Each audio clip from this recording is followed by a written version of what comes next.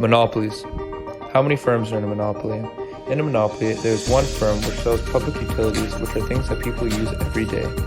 The government allows monopolies to ensure that people have access to essential products that these firms sell. Legal monopolies can achieve economies of scale, which means that they're efficient and by lowering their costs while increasing their production. Who chooses the price of the products of the monopoly?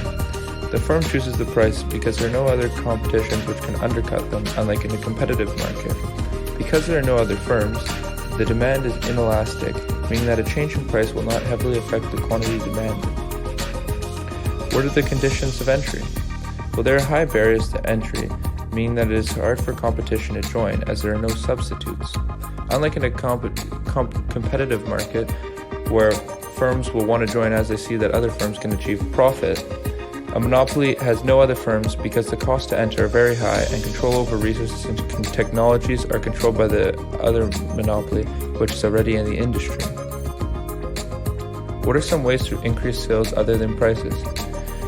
There are two ways to increase sales through a monopoly that aren't price related, such as marketing and product variation. Marketing consists of advertisements which intrigue consumers into buying their product, and product variation, which is like freshening up the brand, which can either be physical things or things to do with their service, such as warranties or a new name to go with their product. What does a monopoly look like in the short run? Well, as you can see on the graph, the red section is the total cost and the green section is total profit. How we know this is we look at the point where MC and MR intersect, which is the quantity, and you go all the way up to the demand because that's the highest price that people are willing to pay, and go over, which will be your price. To separate profit from cost, you see where average total cost intersects the quantity, and that is where your average total cost is, meaning that everything above the average total cost in between the demand is profit, and everything underneath is cost that the company has to pay. What happens to monopolies in the long run?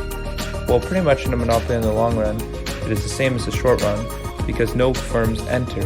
The reason that in the long run of a competitive market that the profit dies off is because more firms enter after seeing that another firm was able to make profit in the short run. What are some examples of monopolies? Well, in the real world, it is pretty much impossible to achieve a pure monopoly as there are more regulations and controls over industry. Created using Powtoon.